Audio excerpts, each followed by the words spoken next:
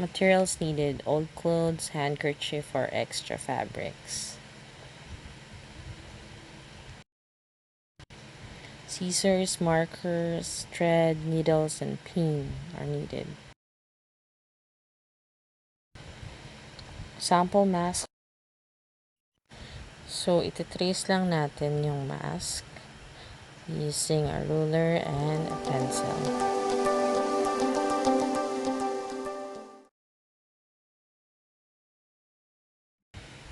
So, magdadaglag lang ng 1 centimeter allowance sa bawat gilid.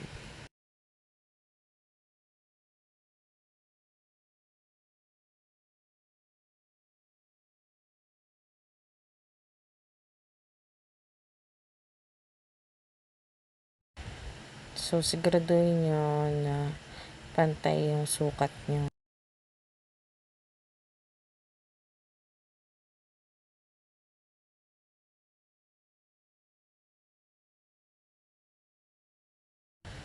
So, yan. Gupitin na yung pattern sa paper.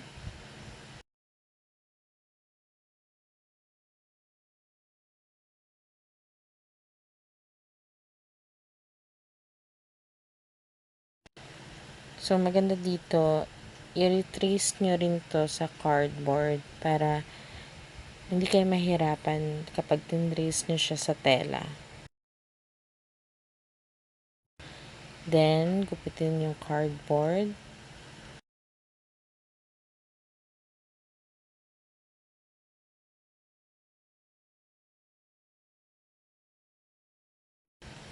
So, yan. Gupitin nyo na yung fabric or yung tela. Enough size lang para kapag sinukat nyo na yung pattern. So, meron din tong wrong side. Check nyo mabuti. So, yung pattern, i-fit nyo kung kasya kapag tinupi nyo into 4 sides sa tela. So, i-align nyo na yung pattern. Pagka-divide nyo into 4 ng tela, make sure na pantay-pantay. Tapos nyan, ipin nyo na yung tela. Kasama nung pattern, of course.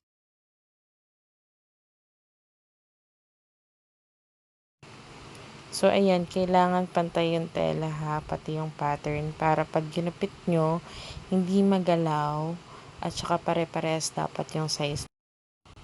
So, ayan, itrace nyo na yung pattern dun sa tela. So, yan, pagkatapos, pwede nyo nang gupitin yung tela. Yung pattern, pinaka-guide nyo yan para straight yung gupit nyo.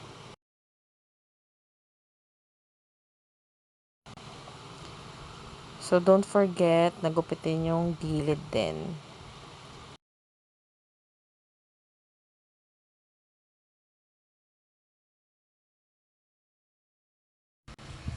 So, nakikita nyo, 4 na piraso yung nagawa natin.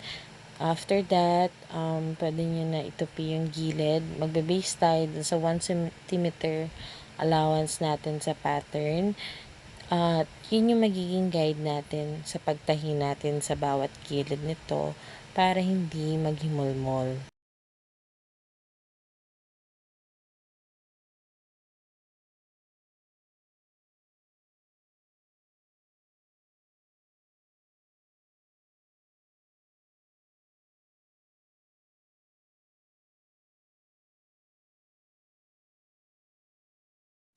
So, yan. Makikita nyo, yan na yung front and back layer. So, ito naman, yung pinaka-filter na tela. Gagawin nyo rin kung anong ginawa nyo dun sa front and back layer.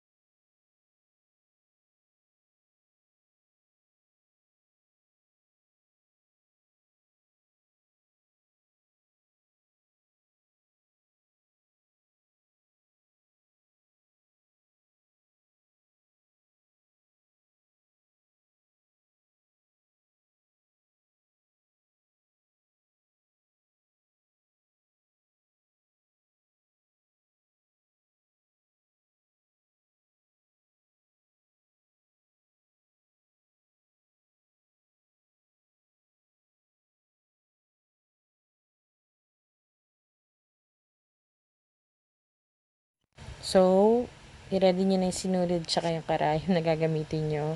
Depende sa inyo kung anong color. Pero mas maganda syempre, kung anong color ng tela nyo, ganun din yung color ng thread nyo.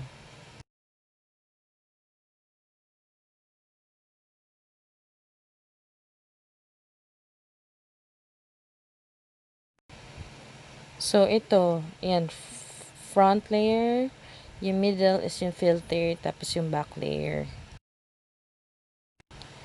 So, yan, mag-start na kayong magtahi. Start nyo muna sa pinaka-corner, tapos paikot na yan. Pwedeng running stitch, back stitch, depende sa inyo. Tapos, after nyo magtahi, pwede nyo nang alisin yung pin na guide.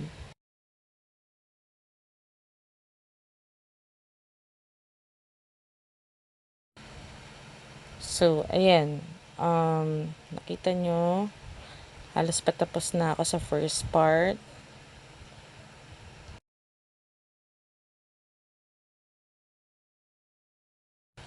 Next naman is yung filter.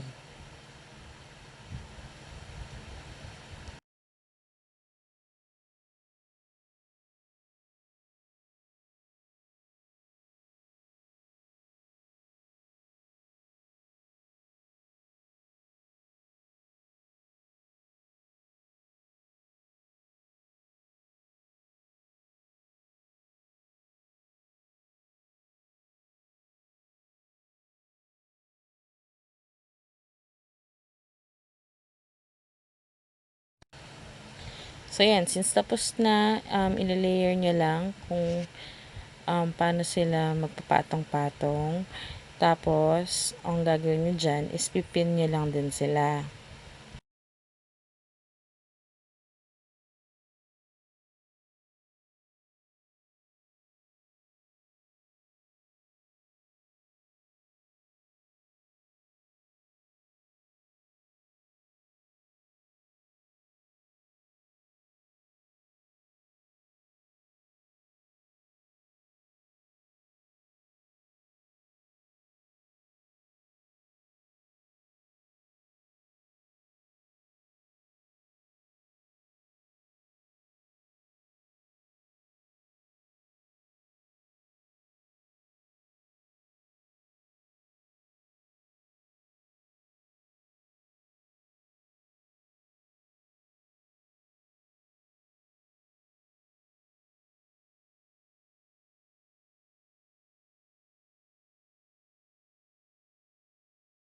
So, syempre, pag tinahi mo yan, kasabay na yung garter. Yung garter, dapat enough lang yung size sa haba na abot sa tenga natin. Pero, pwede nyo rin naman to i-adjust sa pag buhol lang kung masyadong mahaba. So, yan. Start nang magtahi kasama yung garter. Ang pinakatatahiin lang dyan is yung 3 corners. Tapos, yung 4th corner, onting side lang yung tatahiin para meron pa rin space na papasukan kung gusto nyong lagyan pa to ng tissue, pang filter.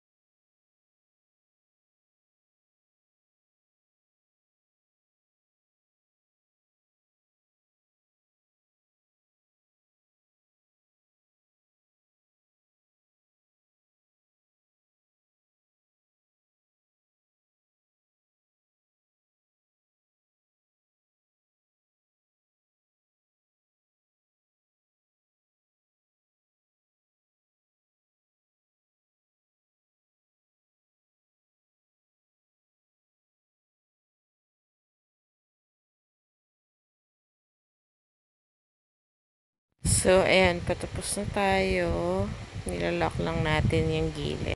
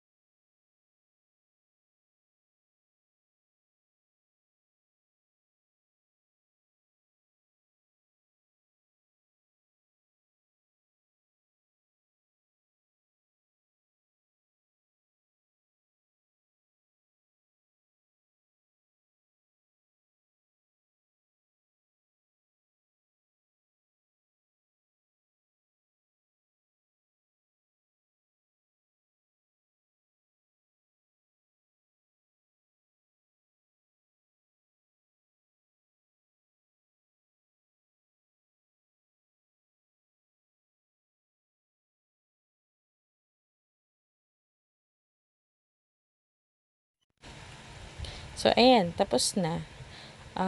Napakadali lang nitong gawin. Isang araw magagawa mo to kahit half day nga lang. So, yan, makikita nyo, yung sinasabi ko sa inyo na bukas na part. Pwede itong sa top or pwede rin sa bottom para dyan nyo ilalagay yung tissue. Washable itong ginagawa nating face mask.